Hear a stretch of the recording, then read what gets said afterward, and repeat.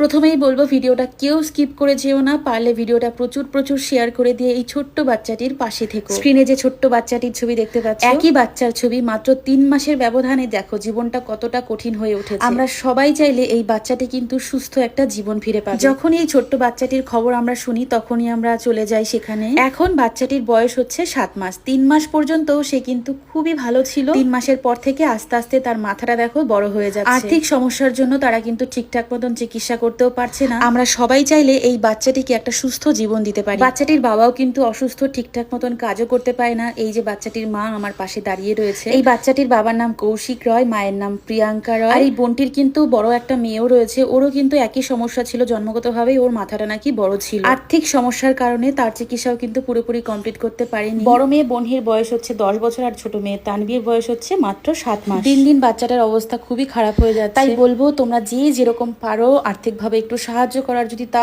নাই পারো তাহলে ভিডিওটা এত বেশি বেশি শেয়ার করো যাতে সবার কাছে পৌঁছে যায়। তোমার ওই একটা শেয়ারের মাধ্যমে ভিডিওটা এমন একজন মানুষের কাছে হয়তো পৌঁছে যাবে, সে হয়তো আর্থিকভাবে সাহায্য করার সামর্থ্য রাখে। আমি কমেন্টেও স্ক্যানার দিয়ে দিয়েছি, ওদের বাড়ির অ্যাড্রেস দিয়ে রেখেছি। যদি কেউ মনে করো যে সামনাসামনি গিয়ে ওদের পাশে দাঁড়াবে তাও হতে পারে। আমি একজন মা, আমার কোলেও একটা ছোট্ট বাচ্চা রয়েছে। একটুখানি জ্বর হলে তাই মাথা ঠিক থাকে না, সেই জায়গায় এই 3-4 মাস হলো এই ছোট্ট বাচ্চাটার এরকম অবস্থা। সারাক্ষণ নাকি হাতের উপরেই রাখতে হয়, আর সারাক্ষণ শরীরটাকে এরকম টান টান করে থাকে, আর খুব সারাক্ষণই নাকি কান্নাকাটি করতে থাকে। ডক্টরবাবু বলেছেন যে বাইরে নিয়ে গিয়ে চিকিৎসা করালে সে সুস্থ হয়ে উঠবে। এই ছোট্ট বাচ্চাটির সুস্থতার জন্য আমরা তো এইটুকু করতেই পারি, কি বলো? আমরা চাইলে কিন্তু সব হবে। তাই সবাইকে বলবো প্লিজ সবাই একটুখানি ওদের পাশে থাকো আর ভিডিওটা প্রচুর প্রচুর শেয়ার করে দিও।